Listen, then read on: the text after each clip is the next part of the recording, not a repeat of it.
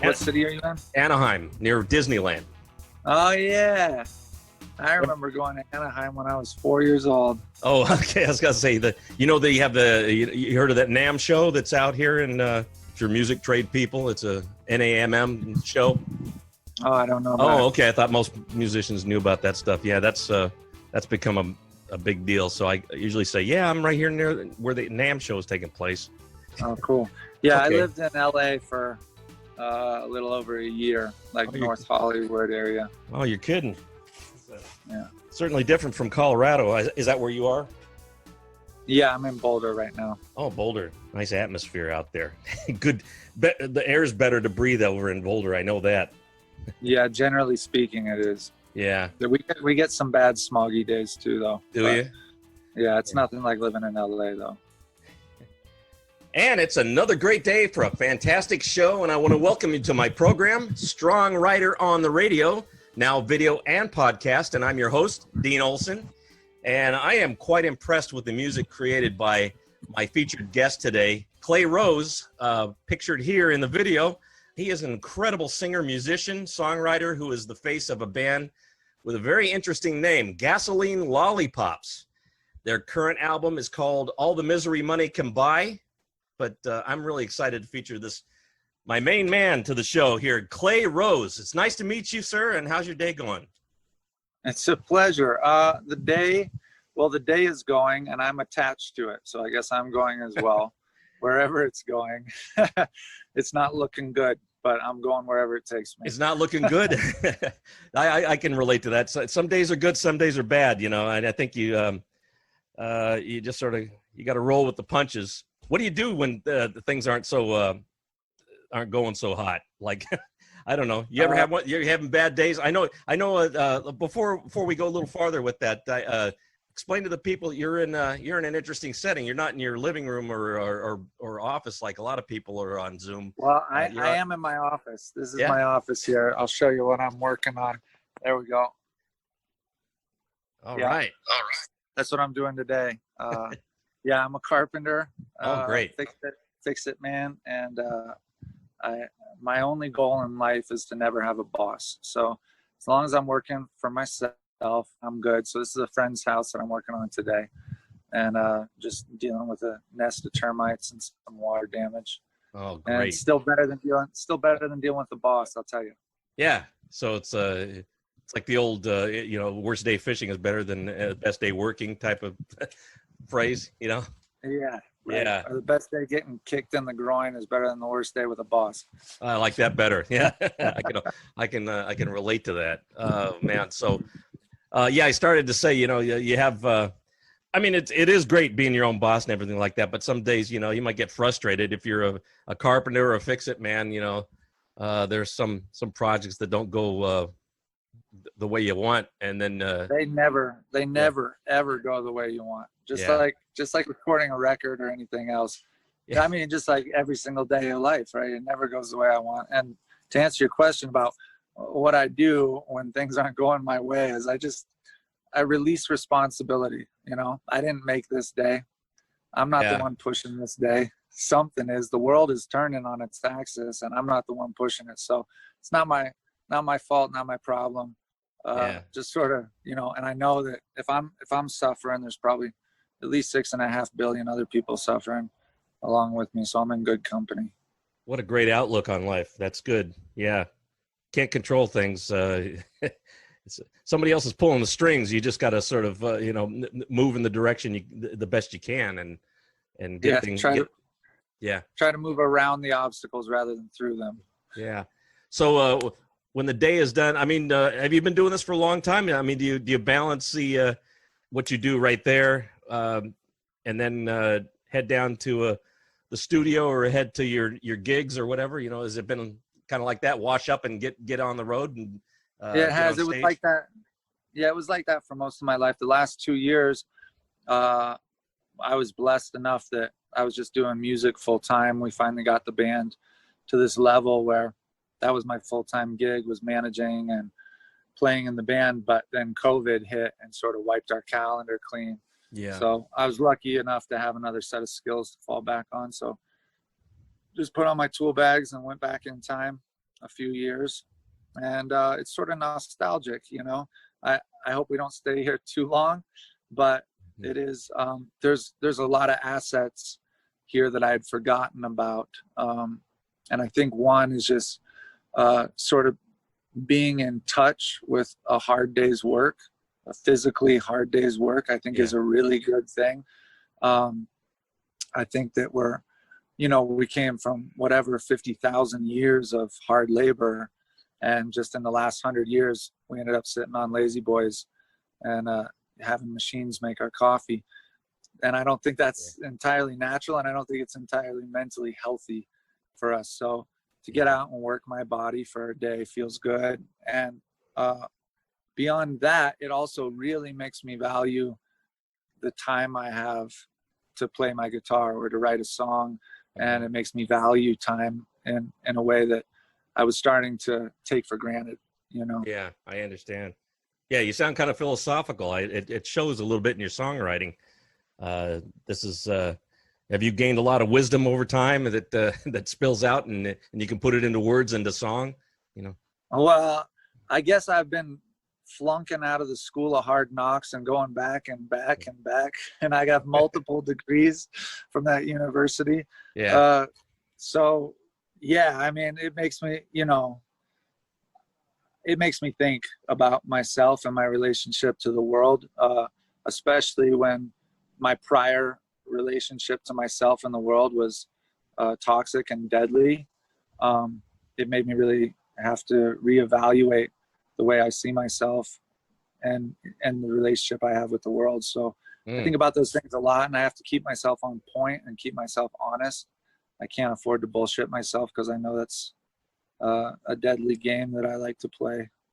Wow, that's a lot. That was a mouthful you just said there. It makes me wonder what happened there. Are things looking up from when that toxic stuff that you were referring to? I don't know what maybe we can't get specific, but we can get specific. It was just sure. A lot of drug and alcohol addiction for most of my life, and and I've been sober for 4.5 going on 5 years now. And yeah, things are definitely looking up. I got a couple of kids and a wife that I sure would like to stay alive for. I have a lot of fun playing music, and I really have a lot of fun. I guess fun isn't the right word, but I get a lot of fulfillment out of having these kinds of conversations with humans on a regular basis, and try to sort of try to uncover that fourth dimension a little bit that exists in most of us, that most of us don't carry on our sleeves out in the public, but it's really what I think of as our more human nature, So the wife and kids that you're referring to, sorry, I just spilled something here. The wife and kids that you're referring to, are they enjoying the 4.5 years of the these good sober years, and were they there beforehand to see the bad part? Well, the wife sure was. Yeah. The wife and I have been together for 20 years, so she's seen the best and the worst of me. My boy was almost 4 when I got sober, so he doesn't have any memory of me not sober. Yeah. And my little girl was just born less than 2 years ago, so she also only knows a sober father. So that's something that I'd like to keep as it is, New life for your mind and body, and now you got a new life, to share with them. So that's good. And what a testament to your wife. She's, I don't know the whole story. You don't have to tell it. It's fine. But just on for face value, it sounds like, testament to her that she's a good woman to stick by this and support you. Yeah, she really is. We both put each other through hell, Yeah. But these things are everybody goes through this, in one way or another. We figure we're both worth it, So even sober people. See, I didn't go through that stuff. Maybe I can't relate in that way, but even sober people go through hell and back. It'll get you. Absolutely. It'll bite you one way or the other. Whether addiction or whatever it is, something's going to get you, and you got to deal with it. I think what it is really is everybody everybody's got certain expectations about what life should give them and what they're going to get out of life. And I think everybody also has a desire to feel good. That's something that every drug addict and every non-drug addict has in common. And that's the crux of everybody's problems, I think, is that we expect unrealistic things out of life, and we get pretty disappointed and full of resentment when we don't get it. And we also we get pretty resentful on a daily basis when we felt bad more than we felt good, because we felt like that's unfair. I should be able to feel good all the time, and none of us have that right. You know what I mean? It's just not how life is built. And so once we can let go of the expectations and the resentments, then we got a shot at actually living a fulfilling life, you know? Yeah. But until then, it's a lot of suffering. Well, good job being married 20 years, you know, not everybody can say that they do that. So, now I'm curious about the band Gasoline Lollipops. First of all, you know, the obvious question, where'd you come up with that name, and who did? My ex-girlfriend did, and she'll never let me forget that she did. She still calls regularly in a drunken stupor about 3 a.m. to call me a thieving son of a bitch, and that she's gonna sue me. But the fact is that's good. That's rich. It is rich. I save all her voicemails because I think I might make a CD out of them one day. I mean, I got plenty. It'd probably be a double disc album. But we were like, I was probably 15. She was probably 17, and we were like tripping on acid in high school. Wow. I didn't even play an instrument at the time, and we're just playing this game. You know, I think we got it from Saturday Night Live, because there was a skit on Saturday Night Live with like Chris Farley and all them, and they're sitting around smoking weed trying to come up with band names, right? Oh, okay. And they're coming up with all these ridiculous, insane band names, and we thought that skit was really funny. So we were doing the same thing on LSD one night, and she came up with Gasoline Lollipops. And I don't know, we threw out 100 band names, but that one for some reason like really stuck with me. I was like, wow, that is a cool band name. And it was probably just that I was on acid. It's probably not a very cool band name, but you know, when you're on acid and things are just particularly funny or beautiful or whatever. So I stowed it away, and I thought someday I'm gonna start a band. I'm gonna name it Gasoline Lollipops. Just first I have to learn how to play an instrument. And like 8 years later, I started Gasoline Lollipops. And history was born. Yeah, fantastic. What year was that you started the band? 2005. Nice. So you've been doing this for a bit, and a lot of albums too, right? Yeah, a lot of albums. But as I say, the band and the sound have changed a whole lot. I'm the last original member, and we started out as a cowpunk band, and it was very, very different. And then we turned into sort of an alt country band, and then for a while it was just like folk and Americana. We sort of got softer and softer, and then we started getting rowdy again. And then lately, this last album, we wanted to go down south and record the record somewhere down south, and we wanted to sort of inspire a Muscle Shoals sound, like of the late 60s, early 70s. Yeah. So it was this strange marriage of all these sounds, because Scott Coulter, our keyboard player, he plays Hammond B3 and the Rhodes on the record, and he's like a master of that Ray Charles sound, you know. And, great execution. I love it. Yeah, it sounds. It jumps out at you through the speakers. I love a good Hammond. Yeah. Yeah, and then Donnie, our guitar player, he's just a master of the Telecaster. You know, he plays. I mean, I feel like there's maybe a dozen guys in his wheelhouse that play the same kind of music that he does that could hold a candle to him. Yeah.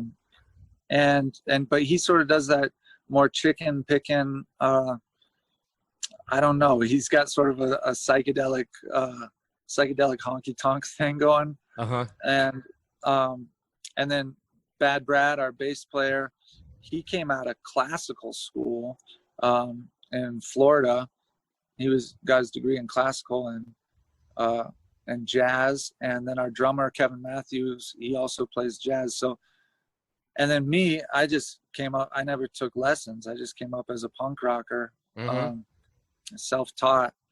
And so it's a very strange mixture of people and sounds. And the fact that we all sort of set our compass to point towards Muscle Shoals, I think gave us direction, but it certainly didn't define us really because we were coming from so many different angles. Yeah, you explained that very well, because now because it is it's tough to put my finger on what kind of sound that is. There's Americana seems to be the catch-all name for for anything where you mix soul and country and folk and rock and roll and at Muscle Shoals. There's all kinds of weird influences, and they just throw it into Americana and say, here, we put it in that salad. And then, yeah, exactly. But I didn't know what to think when I was listening to it. It's a little bit of bluesy and definitely a lot of soul in that, especially when the organ kicks in. That's I don't know, it's intoxicating. Yeah. Yeah. And then there was a few tracks where we brought in these legit gospel singers. We recorded at Dockside Studios down in Lafayette, Louisiana, and we brought in these gospel singers from the church down the road. So the songs they sing on really have that soul feel, They were amazing. Gives it a good flavor just being in that environment. Yeah. So remind me who's the guitar player you were just referring to in your band that was chicken picking and all that. Don Ambory. Oh, Don. Yeah, Don. So he is he the one taking the solos in most of these tracks that I hear? So that's all him. Yeah, I almost pictured that was you, but kudos to him too. Yeah, both of those, the organ and those when he kicks in with those when he picks that Telecaster, it's quite something to listen to. So you got the two of them. The two of them are just amazing, and having them play off of each other, and the way that the band listens to each other, and we're still growing in that regard, and we're getting better. But I guess that's one of the things that I really pride this band on, is our ability to listen to each other, and the fact that everybody is so, with the exception of myself, everybody is so well versed in their instrument and so capable. And I can imagine that it would be tempting to just floor it, because they're all driving Porsches, and yet they all stay inside their lanes, and they never sideswipe each other. And so that's pretty cool to watch. Got to learn how to stay within the rules to break the rules and all that stuff. So that's good. So what do you think? Do you consider yourself a singer, or are you a musician yourself? Or, you were talking about, you didn't take lessons, you self-taught. So that's pretty good. Yeah. I mean, I play rhythm guitar, I know all of our songs by myself. And this album was the first time that I decided to try co-writing, and so there's probably four or five songs on this album where the band, we all wrote the music together. Yeah. And then for lyrics, I brought in my mother, who is a songwriter. She had a song that Willie Nelson recorded, and Chris Stapleton recorded the same song. So she's a songwriter. She hadn't been writing for quite a few years. So I brought her in, and then my childhood friend, Max Davies, and he co-wrote a couple of these songs with me. So it was much more a collaborative process than anything I had ever experienced before. I always thought, I just felt like songwriting was something very private and kind of very sacred. And I don't know. I never thought it was something that I could do with somebody else. But so normally you'd done it just by yourself, right? You write the song and then let's all play it.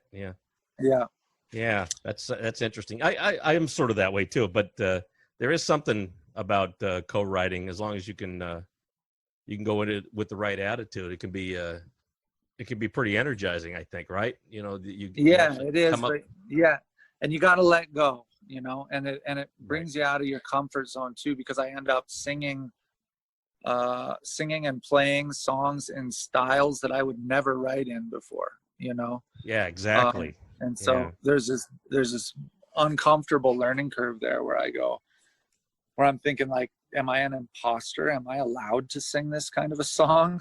You know, because the rest of the songs that I wrote, I felt like I made that up. I made up that kind of song. That kind of song didn't exist until I wrote it. Mm-hmm. And these songs, some of them I feel like, well, this kind of song does exist. And now I'm about to sing one, you know, and that's a strange feeling for me. Yeah, that is strange. But I can't pass up the part where you were talking about your mom writing the song. Did she write one of these on the album with you? Is that what you're saying? Yeah, she wrote. Which one is it? Yeah. Well, she co-wrote a couple. Oh, cool. She wrote most of the lyrics on "Train to Ride." Oh, yeah. Yeah, and then she wrote a good bit of the lyrics on "All the Misery Money Can Buy." Nice. Okay, so those are two main ones there. "Train to Ride's" an interesting one. So she wrote most of the lyrics, but somebody did you all get together and try to figure out how to play the music around that, or well, did she write over music, it? Yeah. The music of "Train to Ride" was based on that riff, which Donnie wrote, the guitar player, mm-hmm. and it's that uneven riff. Mm-hmm. Yeah. So that was. I noticed there was like a little 7/4 thing, or you count 7 and you go back, but it wasn't consistent. It's a weird thing. Yeah, it's a weird thing, and it was not an easy song to write to. So basically, what we did was mom just wrote free. I mean, she just wrote a whole song, and then I went in there and morphed it so that it would fit that weird time signature. You know, I took words out or added words as I needed to, but she definitely the main bulk of the song she wrote, and then I just chipped away at it to fit it into that weird uneven time signature. I'm walking down that narrow Tennessee track, moonlight shining off my back. I feel that girl still messing with my head. Tracks look wet just like they bled. I'm leaving late and slow. Then I hear that whistle blow. God gave this train to ride, roll me over to the other side. Oh, I'm feeling low, moving through the night. Crossing bridges will make it alright. That woman cut me clean down to the bone. I never felt so damned alone. That sweet Georgia sun shines in my eyes. I'll be free from all the lies. She gonna miss me when I'm gone. Lord knows I'll be rambling on. God gave this train to ride, roll me over to the other side. I'm feeling low, moving through the night. So crossing bridges will make it alright.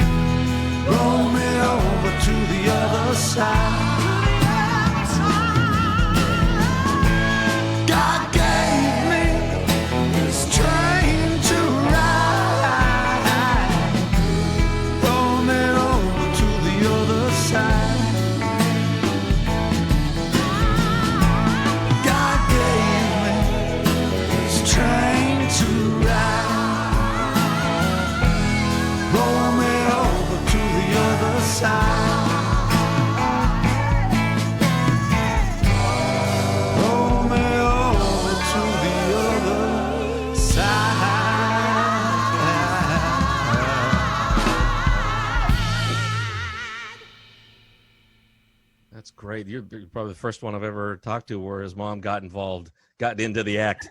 Because I've had my wife, back in the day when we were writing stuff, my wife would do that. She'd just write some kind of poem out there, and then my buddy and I would we'd set music to it years ago.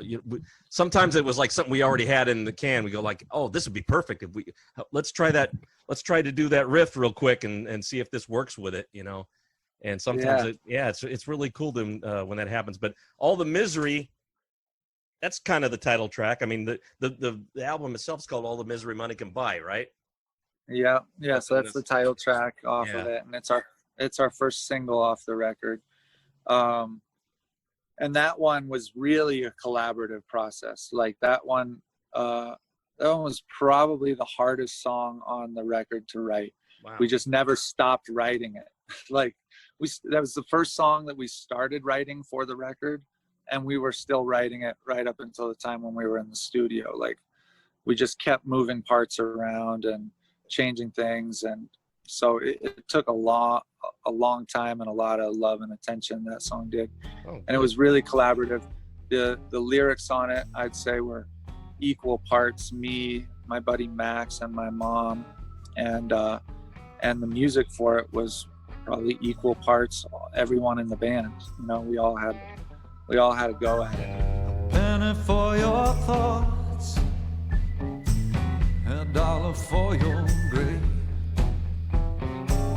and die for what you bought, the life of a slave.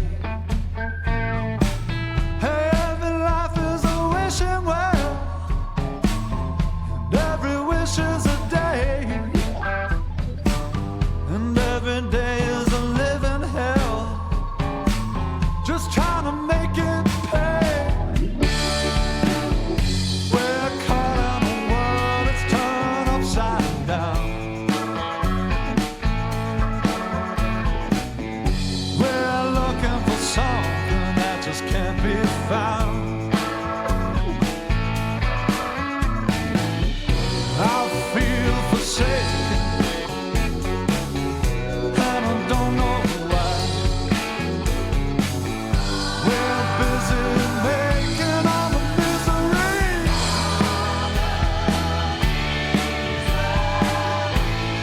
Money can buy all the misery.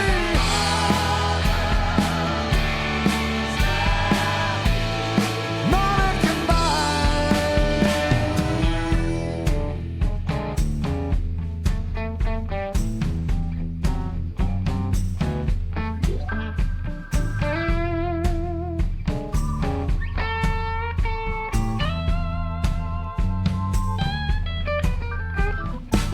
Hey, standing still on the interstate, I can't afford no toll.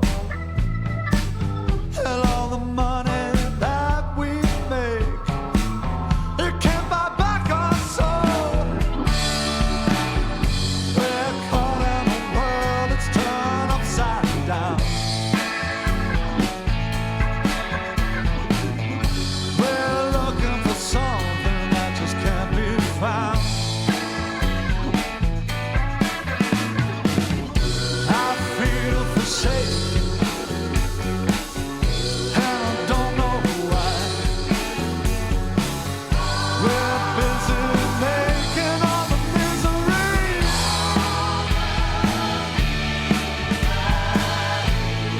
Money can buy all the misery.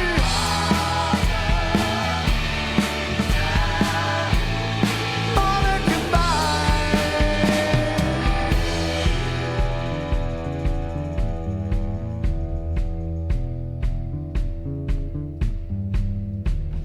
I was born under the sign of a gun, bullet in the chamber, in one of sandstorm.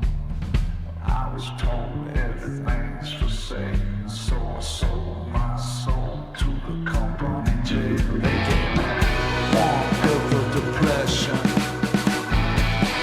2 pills to get high, 3 pills for the pressure, 4 pills to survive all the misery.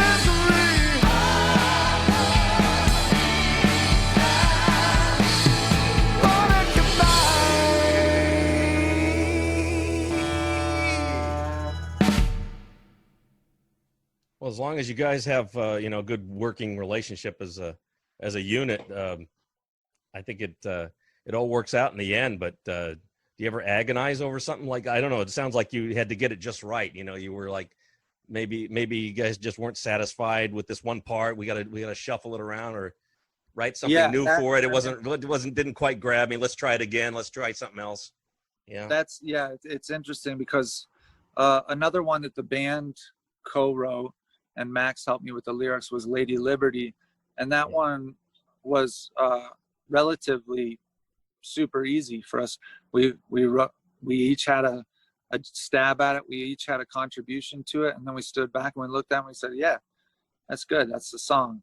And with All the Misery and with the song Get Up, those two, just, we wanted everybody to be happy, and there was always one person that wasn't happy with this part. So, okay, let's go back in and change that part. I want everybody to be happy. Yeah. And then we'd work on that part for, you know, a couple weeks. And every once in a while, the person who had the grievance would say, actually, you know what? It was good when we first wrote it.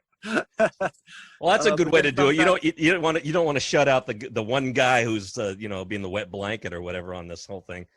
But you know, he probably, that person, whoever that was, he probably cared just as equally as all you guys. Well, we all took turns being the wet blanket. Yeah, that's just the way it goes. Yeah, the thing is that what you really don't want is to have a song immortalized on a record, and you know that you could have written that verse better, or that bridge is not the bridge for that song, you know, and you got to listen to it for the rest of your life. It's like, yeah. So we wanted it to be right. And that's different than performance, right? Like once you get into the studio, we all have to live with imperfections because we were recording live to tape. And so we knew once we got in the studio, we'd all have to make compromises. But as far as the body of the song goes, we needed that to be right. Yeah. That is an interesting thing. I always wonder about, you know, people who who write songs constantly, you know, prolifically, because I'm very much of a perfectionist, and I will agonize over, you know, that one verse that just won't come out. I got pretty much 95% of the song, but that one verse is bugging the hell out of me.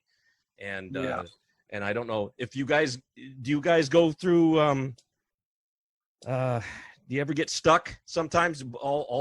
How many of you guys, or is there 4 of you or 5 of you that play together? Yes, 5.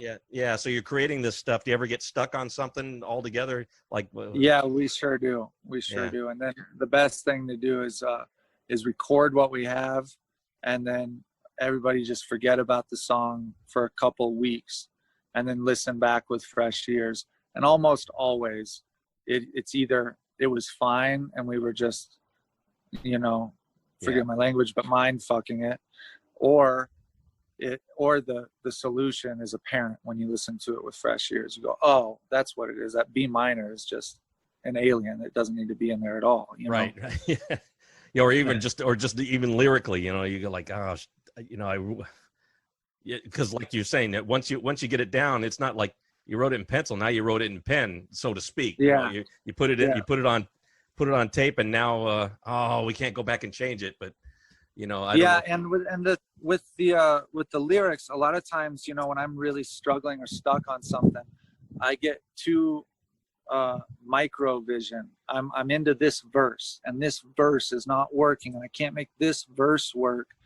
And it really helps to cleanse the palate and then go back and look at the song, not the verse, but the song, and remind myself, what's the thesis statement of this song, you know, because then that usually informs the verse. And a lot of times the reason why I'm stuck is because I got derailed from the thesis, and I got off on some side track, and I can't formulate it and make it fit into the thesis. So yeah, do away with that verse, just scrap it and get back on track, and, like, you know, drive the thesis home, because we only got 3 verses to say something, you know what I mean? So we got to be pretty economic about how we say it.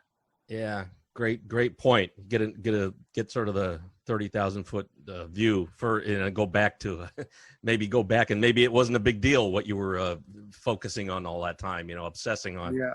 Yeah. So, yeah, interesting that you say, you're watching your language. Lady Liberty, you got two versions of that. What made you decide? What made you decide to put the clean version in there? Was it like maybe you were hoping for some airplay or something, or? Yeah. So after we mixed the record, I sent out a streaming link to probably a dozen DJs and program directors that I at least partway know. Some of them I'm kind of tight with, and some of them I've worked with in the past. So I sent it out to about a dozen different people that work in radio and just asked them to give me their top 3 singles on the record. And all of them sent back the same 3 singles, and Lady Liberty was one of them. Oh, okay. So that's why we made the clean version. So like you say, okay, you didn't like that? Well, how about this part? I mean, how about we change it a little bit, and here you go. Here's this version. Storms blowing on the creek by, tensions rising, so all the time. Scales tipped, society slides. Mama said the devil's been beating his bride. Got women in my leather home. Stop trading her blood for gold. She give us back the life we sold. Take us back into the fold. Everybody wants a dream like they live forever. Oh, we're dying today. Liberty is seeking refuge from the weather. It's washing us all away.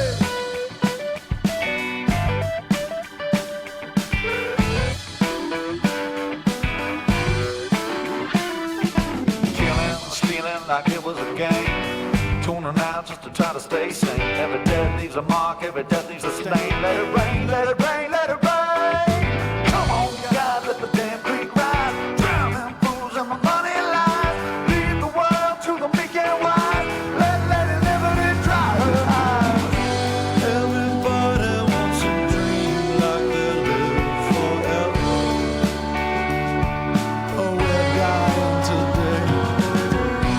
Liberty is seeking refuge from the weather.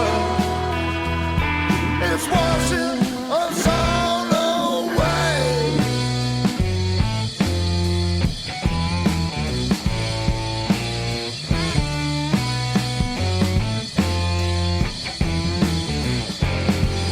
Ha!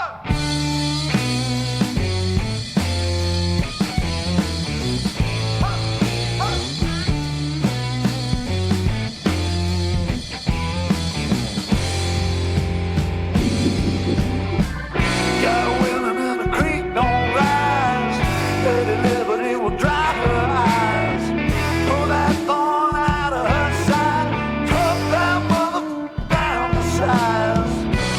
Sister, hold fast. This stone, it can't last, sister.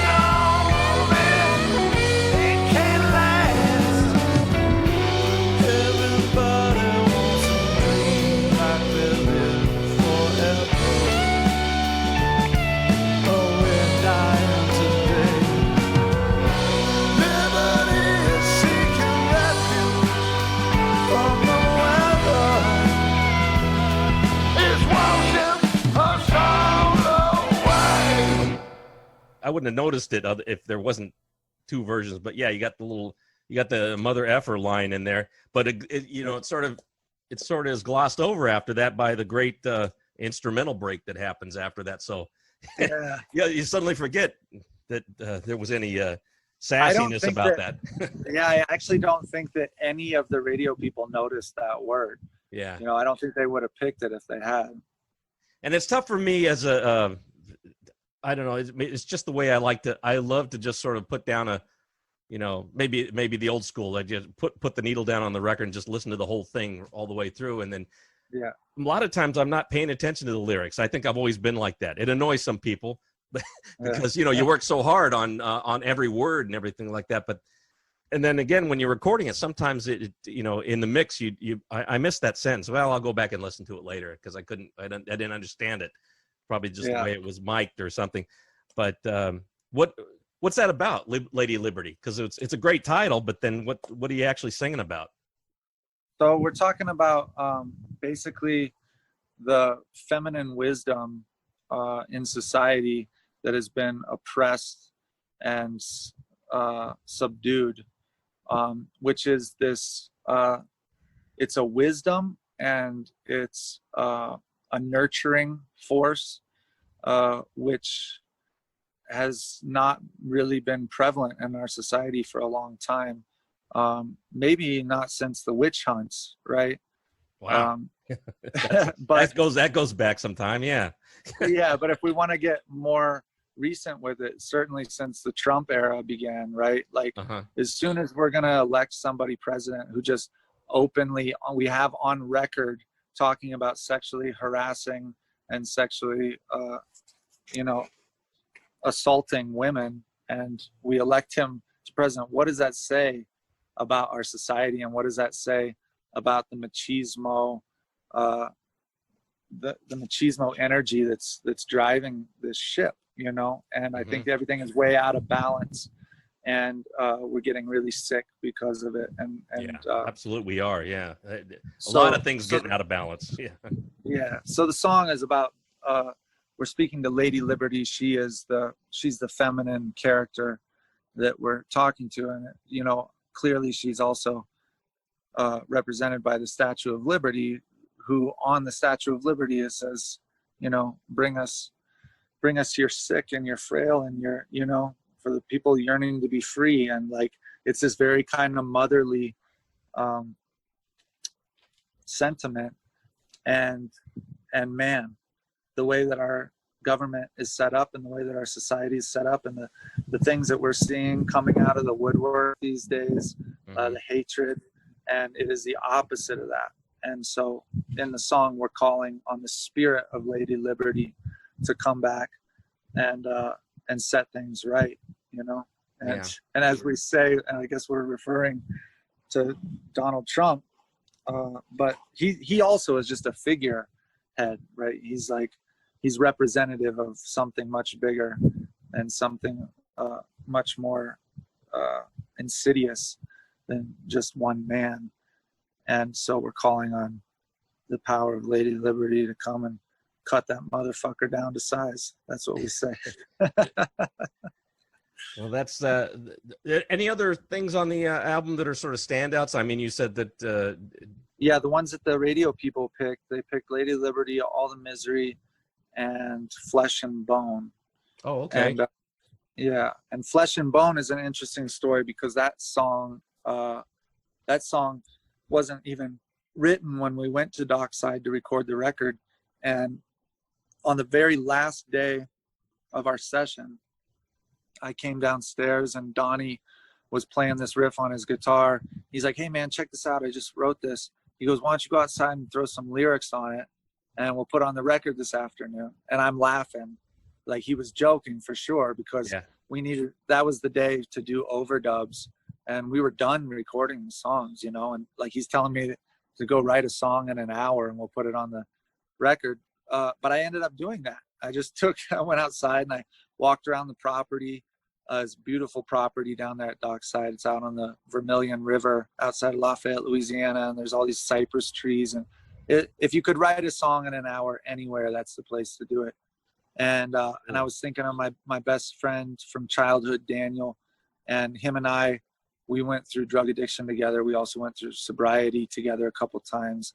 And he had recently been in a terrible car wreck, drunk driving, and he lost an eye, and he was in chronic pain.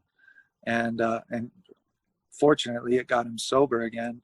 But I was thinking of him, and I was thinking of his his loneliness and his regrets, and I wrote him a song of comfort. So that's what Flesh and Bone is, and we did end up putting it on the record that afternoon. And Wow. And Great. it's become radio people's favorite song. What a great story. Lots changed since we were young. We went from playing with loaded guns to this hole in our heart, looking for home. I see you there right in front of me, but it's like reaching out across the sea, trying to let you know that you're not alone. Hey, hey, you're just flesh and bone. I know the road's been hard. Don't forget who you are. There's a child there who'll never be grown. Hey, hey, you're just flesh and bone. We crave the comfort of the home that we wrote. We'd save it all, but it all went up in smoke for what was lost. Ain't carved in stone. It's just flesh and bone.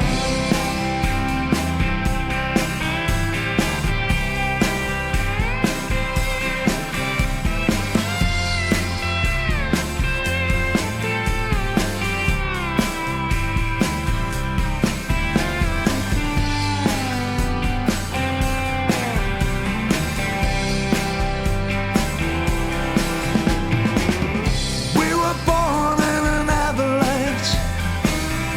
Our lives have been a game, a chance, no apology for the seeds we've sown. Hey, hey, we're just flesh and bone. We crave the comfort of the homes that we broke. We'd save it all, but it all went up in smoke for what was lost. Ain't carved in stone. No, we have it's just on loan. This flesh and bone.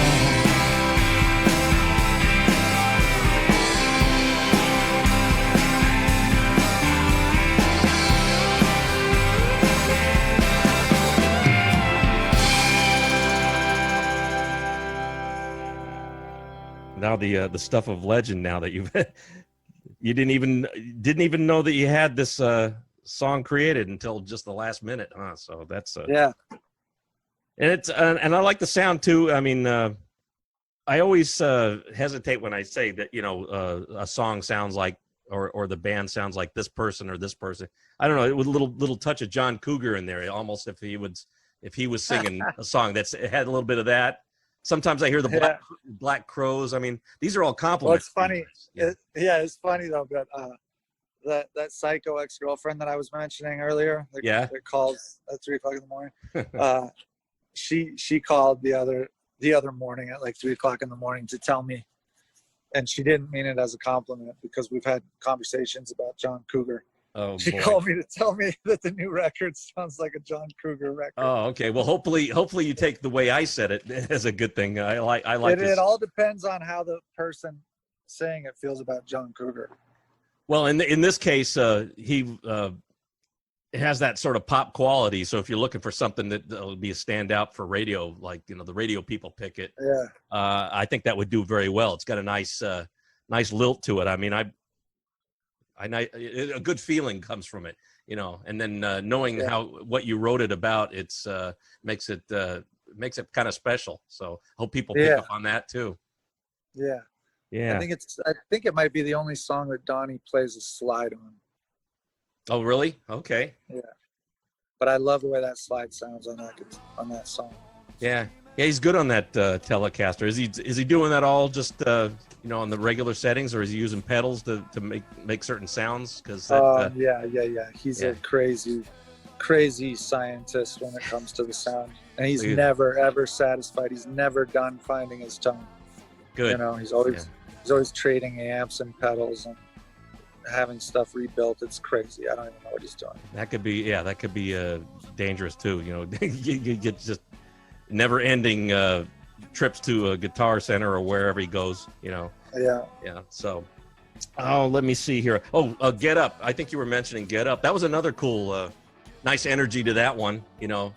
So the person that introduced me to your album, she was saying that sounded like the Jam.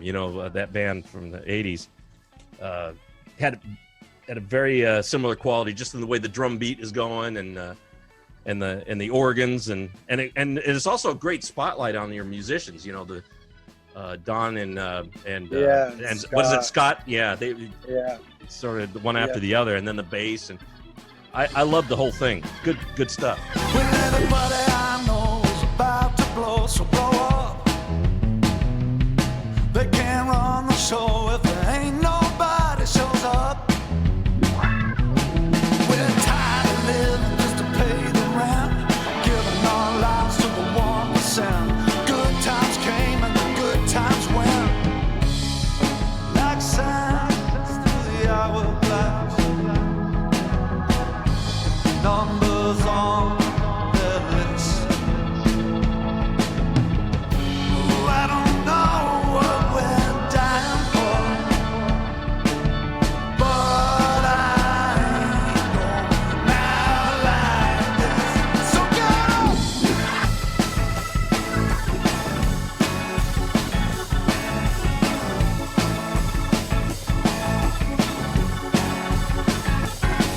We're tired of living just to pay the rent, giving our lives to the 1%. Good times came and the good times went. They say we can't beat them, but they sure love them. And if we all stand up, we can make a dance. So get up. You get up. You get up. You get up. Yeah, that was another one that was probably the second, I don't know, maybe tied for first hardest song to write on the album. Just musically, I mean, there are so many changes in that song. It's insane. I don't know how many chords exist in the world, but I think we used them all in that song. And then the crazy thing is that it doesn't come off sounding like a jazz record at all. It comes off sounding like a 50s rock record, which is, I mean, it sounds, if you don't know what you're listening to, it sounds very simplistic, and yet musically it's like pretty freaking complex song. Yeah. Well, you're just dealing with all of the songs. I noticed you're dealing with. It's funny you say jazz, because you're dealing with some. You're not going way off in the wilderness with the time signatures, but definitely some changes that you weren't expecting. All of a sudden, I go, oops. I was expecting it just to be consistent, and they just changed it up, kind of like what was the song I remember? It was Lady Liberty. I think we were talking about that earlier. Yeah, it sort of changes in the middle a little bit for the break. Yeah, and then it goes back to normal. Yeah, we go into what I call our Rage Against the Machine riff there in the middle. So you guys are you bring a lot of influences there, but great mix. Great mix. Hopefully I put enough of a spotlight on the album. I mean, the best way to do is just people go check it out and. Yeah, well, if I was listening to this interview, I'd be curious enough to check it out. Yeah, sounds like a weird record we're talking about. Yeah, it's John Cougar Mellencamp meets Rage Against the Machine. Meets Tom Morello and his playing 50s doo-wop. Except Don doesn't play those weird Tom Morello type the squeals and all that stuff on his. Yeah. We got to get a DJ in the band. Definitely, you must bring that energy, though. I didn't talk enough about your voice, but you got a you change it for the mood for each song. You know, sometimes you get loud, and sometimes you get all guttural and really we go get down here and start when the ballads start. I think it was it like Flesh and Bone? I think you got a little down and dirty with the voice, and so you got some emotion. So you bring that element to the band, I think, you know. Yeah. As far as vocals go, you know, my influences are like Elvis Presley and Tom Waits and Leonard Cohen and Bruce Springsteen. So there's a lot of different voices in there. John Cougar. No, just that's going to become the punch. That's going to be the punchline probably of this interview is the John Cougar. Oh man, I appreciate. I know it's gonna haunt us. Yeah, I know. I appreciate you bringing the psycho ex-girlfriend into the mix. You know, I'm sure your wife is very familiar with the story. I don't know. You must. Oh yeah, she sure is. But everybody in the band is. It's like she's got some of the best quotes about the band. Tell me a little bit about what's going on. You know, I know you pretty soon you got to get back to work and, you know, get your hands dirty with the termites and everything. But what was your life growing up? I mean, I understand it was a little. I mean, judging by what you had gone through in your adult life, I don't know, was a kid just as turbulent, or was it a pretty decent normal life that you had as a kid? It's just like Leave It to Beaver. If you ever seen that show, yeah, it's just like that. Just tranquil and a lot of just normal goings on, and go to school, come back home, and you get sandwiches made. And, sometimes the milkman wouldn't come, and it would be a big to do. You know, it was a big deal. My mom and dad separated before I can remember. I was like 2. They never got married, and mom moved out near Nashville in the country to try her hand at songwriting. And my dad moved up into the mountains above Boulder to study Buddhism, and he was a truck driver. So I grew up back and forth, and there was a lot of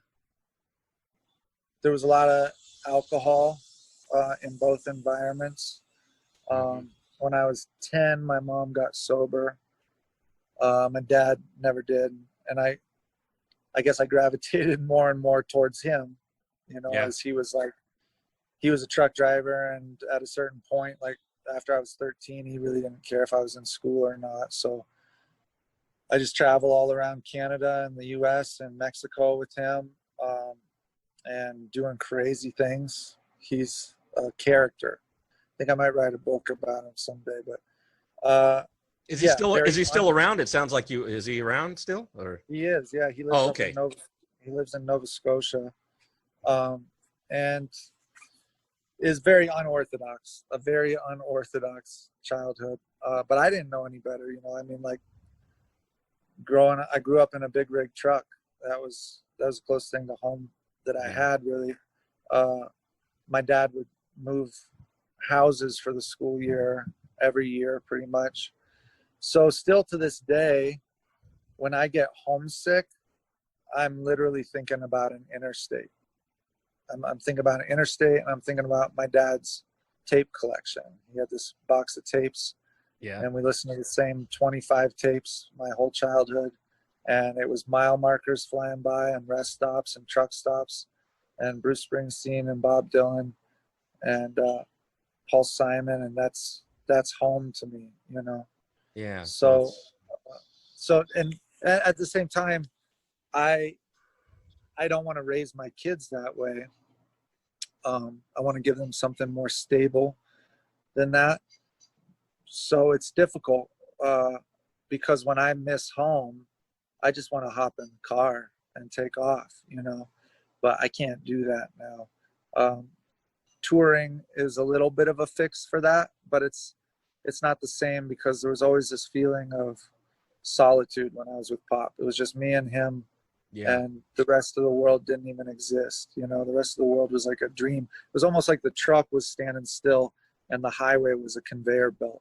So the world was moving and we were static, you know. And so I miss that feeling a lot. And I think that's where I first started getting inspired to write songs. That's definitely where I first started studying songs, because I'd read all the liner notes from all my dad's tapes. I know every single word on Born to Run and every single word on Graceland. I read those liner notes 100 times. So I think that's where I learned how to write songs, was riding in the front seat of that truck. About what age is that? You started that? I mean, as soon as I could read, it was the only thing to really read in the car. Okay. Like Pop didn't like me having comic books. He was very unorthodox. We never got to watch TV. He didn't like me reading comic books. So I'd read the lyrics to his tapes, and I'd read the road atlas. That was Not it. bad. That sounds like me on trips. Yeah, that's what I was always reading, maps and stuff like that. Yeah. You didn't have you didn't have a smartphone to read all the time, just sort of delve into that garbage.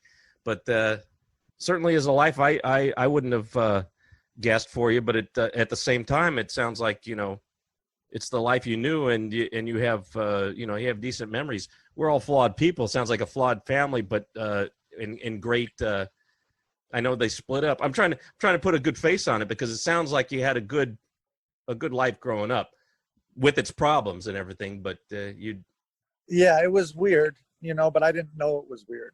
It was all right. But yeah, I definitely started into drugs and alcohol earlier than what was good for me.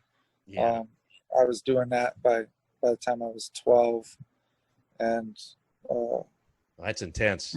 Getting right into it. It was intense, and it was also normalized by the environment I was in and by the adults I was looking up at. So again, I didn't know it was strange. I didn't know it was strange really until I started getting expelled from school and arrested by the cops and stuff like that. I guess you have to go where you're your own man. I guess you had to go the course, maybe one day you finally just got tired of it, and 4.5 years ago you finally decided to say goodbye to that. I think put it aside and move on to something new, better times, by being sober. But that's a long time to be going through that, 12 to whenever it was in the Yeah, I had a 7-year stint of sobriety from when I was 22 till I was 29. So you tried. Yeah, I did. Yeah, I made it for a while, but I don't know, maybe I was just too young or something. I hadn't been through enough hell yet that it was really ingrained upon me that was no longer an option. I really hope that the depths I went to this last time, that I remember that for the rest of my life, and know that I am a true dyed-in-the-wool drug addict, and that there's just no change in that for me. My dad, somehow he can manage. He's what they call a functional alcoholic. Yeah, and he functions, and I'm just not one of those. I'm a highly dysfunctional alcoholic, so it's not an option for me. Do you notice any difference in the way you used to create music when you were in the thick of it? Now, do you ever go back and listen and go like, wow, it's good, but I wonder what I was thinking back then? I was just thinking this yesterday, like, what is the perfect combination for songwriting? Because I used to think, obviously, clearly when I was drinking and drugging, I thought you have to drink and drug in order to write decent songs. There's no way. Yeah, I always wondered that. And now that I've been sober long enough where I can kind of compare and go over all the songs from all the years of my life, I think the perfect combination is sobriety and acute suffering.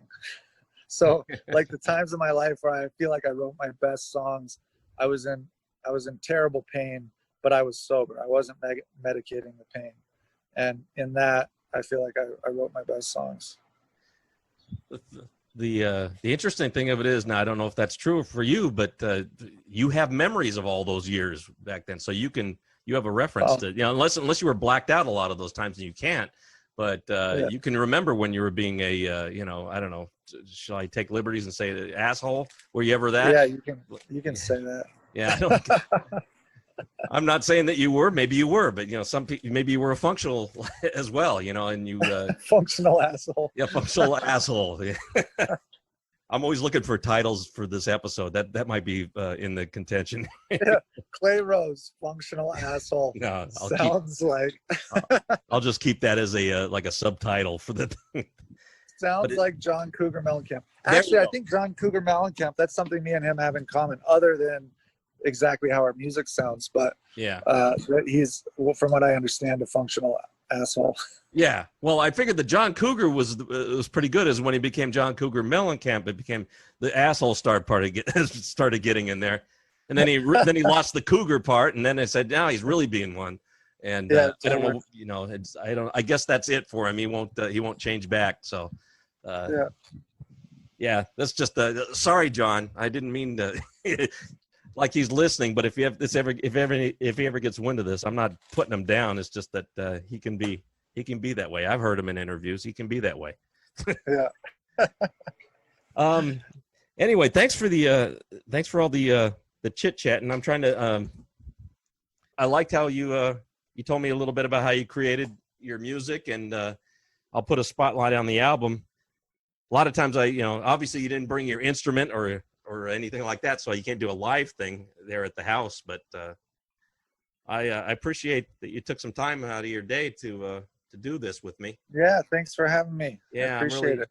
Yeah, I hate to wrap it up. I know I'd have more things to ask you, but I don't want to just sit here and just ramble on now and trying to figure out. Oh no, but you've contributed some great stuff. I like that you were forthcoming and you're candid about yourself and your psycho ex-girlfriend and the wife and the kids, and it puts a great face on the music, knowing that I've talked to you, and then I can go back and listen to it and go, you got something pretty special here with you and the boys doing this. I hope you got a lot. Hope you get a lot more. Now tell me about now that you can't go out and tour right away.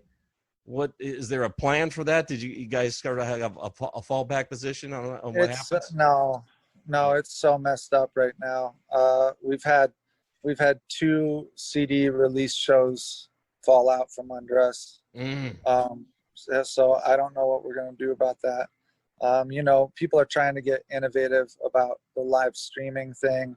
I know that the folks that started Pandora are just starting to release this new platform for musicians to live stream on. But it's not the same, live streaming is, it's sort of a life raft for the drowning musician, but yeah, it is. it'll maybe keep us alive, but it sure as shit doesn't keep us happy. A live show is church for us, and that's where we go to exorcise the demons. And without that, there's a weight to this lifestyle that gets kind of unbearable after a while. It's like Thursday, Friday, Saturday night, we shake it off, and we come out reborn, and we can last another week out here doing this, following this dream or whatever, because we see the people that it means something to, and we connect on a deep level, and we all recognize each other's humanity and each other's struggle, and it gives us strength, but playing in front of a computer screen, I know that the people are out there, and I know that it's also somewhat of a life raft for them. And so we'll do it as long as we got to, but this is not sustainable. This is not the new face of live music. Make no mistake. Yeah. It's temporary. Let's hope it's not. It's good that we have the technology to be able to broadcast this way, that everybody can do it. But it definitely isn't the same. I really don't want this to be a habit for all the musicians. It breaks my heart when I see all the people, just like you're going through right now, that their calendars are wiped and postponed, and that sucks. It's just, this is no two ways about it. I don't like that. Now, has the album already? You said the CD release parties and everything have been, scrapped and everything. But has it already been released? Your album? No, it'll come out officially on September 11th. Okay, so you got. Hope you can debut it in a good, proper way. Yeah, me too. Yeah. That it's weird. I try to be positive about that stuff, but I just don't know what it's like to, in this age, this pandemic time. Yeah. for Yeah. musicians to go through that. So it's hopefully the all of you band members you're all friends. You sort of bookmark your relationship so that when things get better, you can reconvene and do what you love doing, you know? Yeah, absolutely. Yeah. Are you still playing stuff, getting together and playing, or not right now? Yeah, we've started getting together over at Donnie's place and rehearsing. We were mainly doing that in preparation for the CD release party. So I don't know. Right now, I don't know what we're doing. We're going to keep on practicing, keep on writing new material. Yeah. I'm going to keep on doing solo gigs and live streams. And we'll just do it as long as we have to, and hopefully be prepared for a big impact when this whole thing is over, and be ready to go with something new. Great. Well, let me ask the payoff question, the final question, Clay. By the way, thanks a lot. I appreciate you a lot. You brought some great the human condition, which is always what I'm going for on this show. I like the people to see who the real person is, and a lot of times you can appreciate the music even more when you see. And I appreciate you being transparent about your life. That's great. Appreciate it. Absolutely. Yeah. So for other songwriters and artists who are hopefully relating to your story, maybe they didn't do everything. They didn't go through everything you did, especially with that girlfriend, that psycho. I'll never forget that story. That is fantastic. So, and by the way, I'll never forget I'll never listen to John Cougar in the same way now that we've talked about him like this. But if you could maybe share some personal wisdom, when you're a creative type, there can be and there will be times when you don't feel your power, when you're not as confident, and maybe it doesn't get to the point where I'm just going to throw in the towel, I'm going to give up. But you do have those days, those nights where it's like, gosh, I feel kind of empty, and I'm not inspired anymore. Is there anything that you might be able to share as pat on the back, an arm around their shoulder, and say that hey, better times can be around the corner, maybe with the next day? In your own words? Well, for me, I feel like it's really helpful if I'm not the one I'm doing this for. If I'm the only reason why I'm doing this, to fulfill my dreams and to make me feel like I'm worth something in the eyes of music history, I'm gonna quit, because that's not a fulfilling enough purpose, So I have to find some way to dedicate the merit. Having kids certainly helps, right? I guess that really helps. So most people quit playing music because they're like, shit, I got kids, I better get a real job. Yeah. But I guess I don't have much to say to the party people, right? Like people that are just like to the Motley Crues. I don't have anything to say, because that personally wouldn't be enough for me to get out of bed every morning so that I could sell beer and, create the environment for a meat market. But for songwriters who take the craft seriously, and who are trying to convey their own humanity and become in touch with other people's humanity, what I would say is do it for them. Do it for the people that are listening. Do it for the lonely, the isolated, the people that don't even have a voice, the socially awkward, that can't go out and have these deep, meaningful kinds of discussions, and that they feel, and this is a lot of people on this planet, feel hopelessly alone, and that nobody understands what they're going through, and nobody can connect with them. And so if we write songs from those places and put them out in the world, we have no idea who's going to hear them or how they're going to connect with them. And it might be their lifeline on a desperate night, And for me, I know that was my experience when I discovered Leonard Cohen at the age of 15, and I was a very depressed and very suicidal 15-year-old. And when I heard the voice of Leonard Cohen and his words and his own feelings of loneliness and desperation, I trusted him. And he was kind of the only person I trusted at that time. And not only did he identify with me by talking about his own experience, but then he talked about the way out, the things that were worth living for, the things that he found in this world that inspired him and kept him going. And those were things that were accessible to me too. It was just the natural beauty of the world and women, right? And Right. And travel and all these things. And so I thought, all right, well, if he can do it in this state of depression, then perhaps I could too. And so I got up and started moving. And so when I think about quitting playing music or quitting writing songs, I think about kids like me, you know, lonely teenagers who are holed up and don't know how to express themselves. And I imagine them stumbling across my music on Spotify or iTunes or something and having a song come through to them like nobody's come through to them in days. And so I get out of bed and I write another song and I record another record. Even though this is what I do, I hammer nails all day and dig out moldy wood so that I can fund my records, so that hopefully I can have that effect on somebody I'll never meet. Wow. That's inspires me. I like that.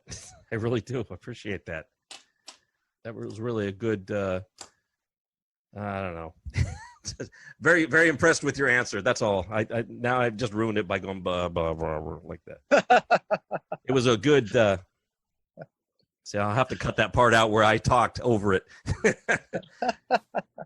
Yeah, it's been a real pleasure getting to know you, Clay. Thanks for everything that you shared. Your band Gasoline Lollipops is pretty cool. I really enjoyed the music. I'm gonna make sure that everybody knows that you got an album out. It's called All the Misery Money Can Buy, and you said September 11th of 2020. And there's still time. I hope this ramps up and it becomes a big deal and gets noticed by all the people, all the good people who love good music. And let's see, I think that's it. So hope I get to talk to you another time, you know, maybe yeah, me at too. a different person's house, and then that would be fun. See, Totally. Then you can see the next project. yeah, couldn't ask for a better guest. You know, I love this kind of talk. So Cool. we'll definitely, you know, there's definitely gonna be a spotlight on your music. And okay, I'm gonna let you go, and we'll be in touch. So thanks again. All right. Cool. Have a great day. Thank you. Bye. Take care.